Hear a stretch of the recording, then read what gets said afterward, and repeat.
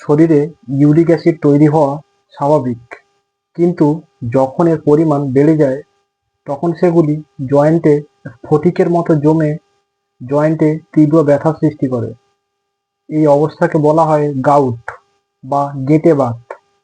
রক্তে uric acid বেশি থাকার অবস্থাকে বলা হয় হাইপার ইউরেসেমিয়া। সমস্যা হলো, অনেকেই প্রথম দিকে লক্ষণ বুঝতে পারে না। ধীরে ধীরে জয়েন্টের পাশাপাশি কিডনিও ক্ষতিগ্রস্ত হয়। ইউরিক অ্যাসিড কিভাবে আমাদের শরীরের মধ্যে তৈরি হয় আর কিভাবে বের হয়?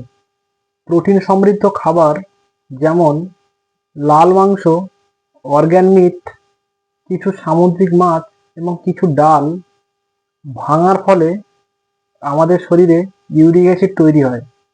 স্বাভাবিকভাবে কিডনি রক্ত থেকে ইউরিক অ্যাসিড ছেঁকে প্রস্রাবের মাধ্যমে শরীরের বাইরে বের করে দেয়।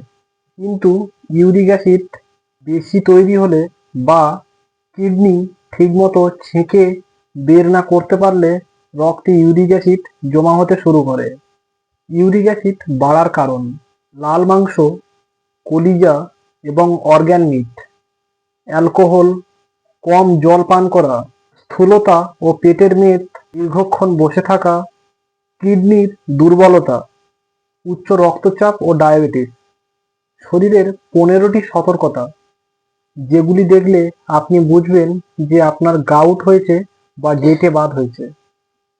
পায়ে আঙুল হঠাৎ ব্যথা এবং অসহ্য ব্যথা অনুভব, জয়েন্ট ফুলে যাওয়া, জয়েন্টে গরম অনুভব, রাতে ব্যথা বাড়া, হাঁটু, গোড়ালি, আঙুলে ব্যথা, আঙুল শক্ত হয়ে যাওয়া, হাঁটতে কষ্ট, কোমরে ব্যথা, প্রস্রাবে জ্বালা, প্রস্রাব কম হওয়া, প্রস্রাবে বালির মতো দানা, কিডনিতে পাথর, বারবার ব্যথা ফিরে আসা, ক্লান্তি এবং সবসময় জ্বরের মতো অনুভব।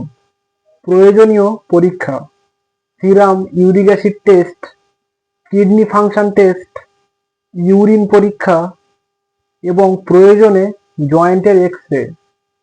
গাউট নিয়ন্ত্রণ ও তার চিকিৎসা: প্রতিদিন 3 লিটার জল খাওয়া, 30 থেকে 40 মিনিট দ্রুত হাঁটা, ওজন কমানো, লাল মাংস, অর্গ্যান মিট এবং অ্যালকোহল বন্ধ করা এবং অবশ্যই ডাক্তারবাবুর পরামর্শে ওষুধ খাবেন।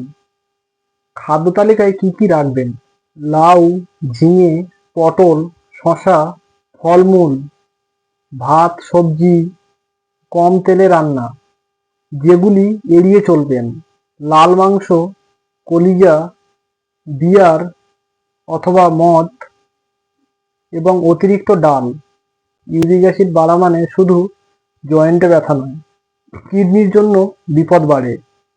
আগেভাগে পরীক্ষা, জলপান, খাদ্যাভ্যাস ও জীবনযাত্রা বদলালেই এই সমস্যা নিয়ন্ত্রণে রাখা সম্ভব।